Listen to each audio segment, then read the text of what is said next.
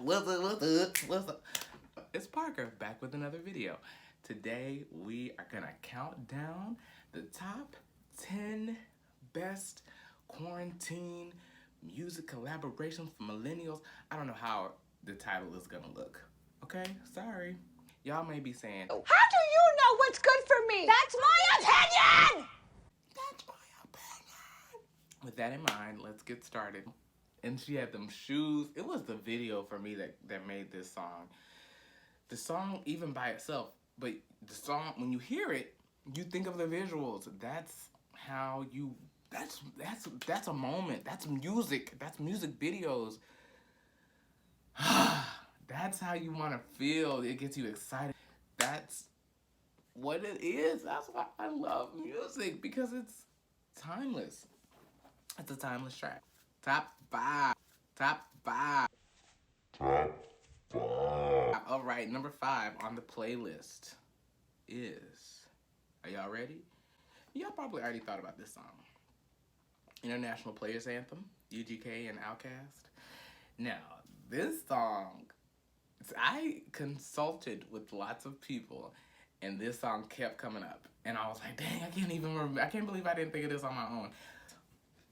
Such a good collaboration of two groups coming together and, you know, sampling tracks, sampling vocals, and creating a moment. The video is, the concept is a wedding. Benjamin Andre 3000, my dog, he's getting married. He's got this kilt on. They tease him about the kilt. And that's how the video starts, and it's that he's walking into the church, and it's the whole wedding. So one of my close friends, when she got married at her wedding reception, her and her husband came out to this song. They were announced to this song, they didn't come out until the beat dropped, and y'all know, to never quit out a rubber, for the bad or the left up. Yeah, I don't know all the words, but you get the point. And it's a great song. I mean, I choose you, baby. And then when Big Boy come on the track, it's like, it seemed like I don't know, but the song just sounded, it was just such a good song. Next on the list, number 4. Is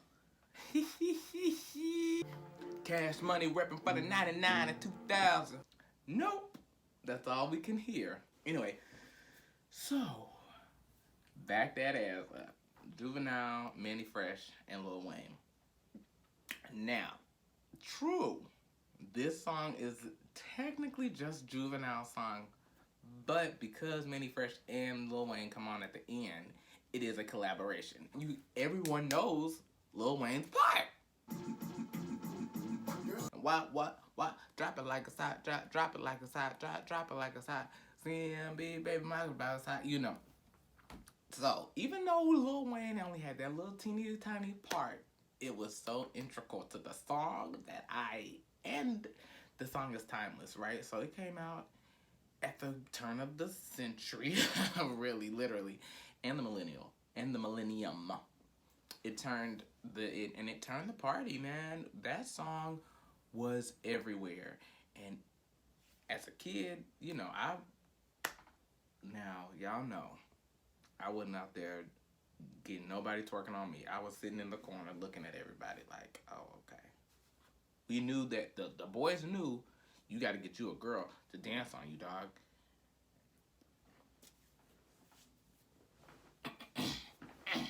Next on the list. Oh, number 3 on my list of best collaborations for the millennials.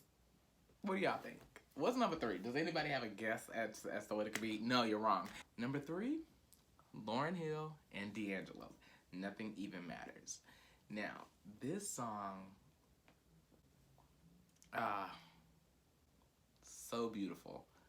So, two of the most talented vocalists of our time. This song was a part of Lauryn Hill's Diamond, the album that went diamond. But hers is like one of the best-selling albums ever. Coronavirus! No, I'm just kidding. I just had a cough. Hers is one of the best-selling albums ever. And she's only had that one album. And if you have ever heard it, you know you can play it from beginning to end and not skip a song, right? You can play it from shuffle and not skip a song. You can play one song and play that same song over and over and over again and not get tired of it. It is a timeless, that is what you call a piece of magic. I don't know how else to describe it. That is of God, that is of universe, that is of earth, that is a music, that I don't know if anyone can ever do something like that ever again. Put out one piece of work, one full body of work, one album, and every single track be something that is meaningful and beautiful and intentional.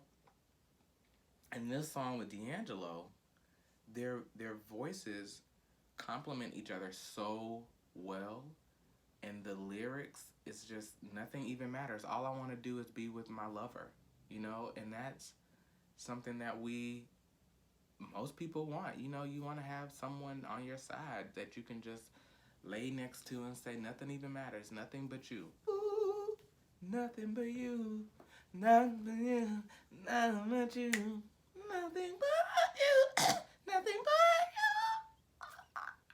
Okay, I'm done. I have deliberated and deliberated on the last two. Y'all might be so mad for this being number 2 and number 1. I don't care. Here, I'm gonna tell you why. Number 2 is number 2 and not number 3. Because number 2, maybe number 2 should be number 1. No, because this is my playlist. This is my list. Number 2 on my list is number 2 because I'm gonna tell y'all. I just want to get you, just kind of hype you up a little bit. It stayed at number 1 for over 15 weeks. It's one of only 2 songs that have gone from below the top 20 to number 1 in 1 week. It features 2 artists that were at the time new, still fresh, still at the beginning of their careers, or kind of on the up top, tick tick tick tick tick up to the top. Y'all might know what the song is, and every time you hear it, you know the words. The song came from a Jerry Springer episode. That's how the idea came. And also, it came from another collaboration between Michael Jackson and Paul McCartney. That was where the idea birthed and then grew through the roots. Became a tree of music that is now planted in pop culture. Monica, Brandy, The Boy Is Mine.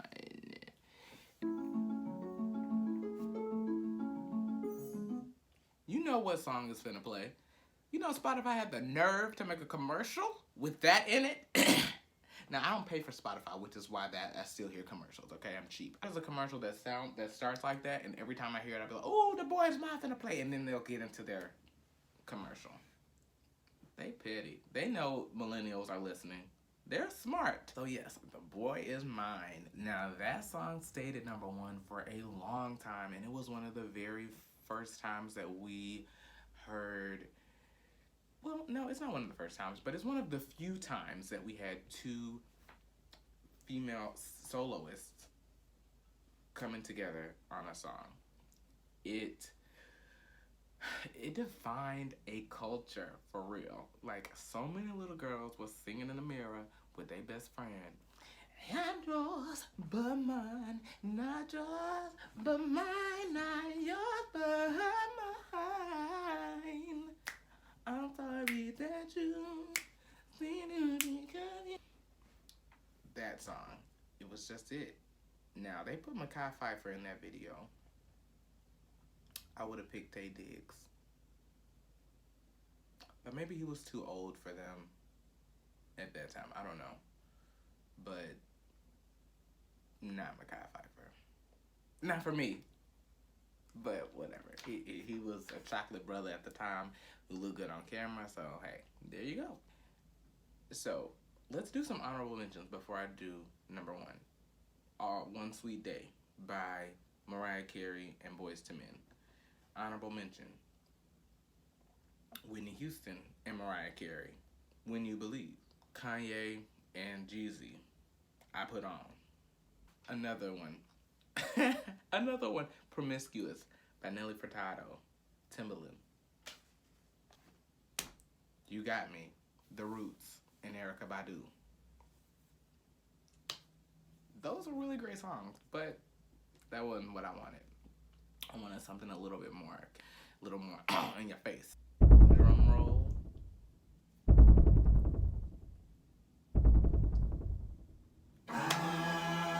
Kanye.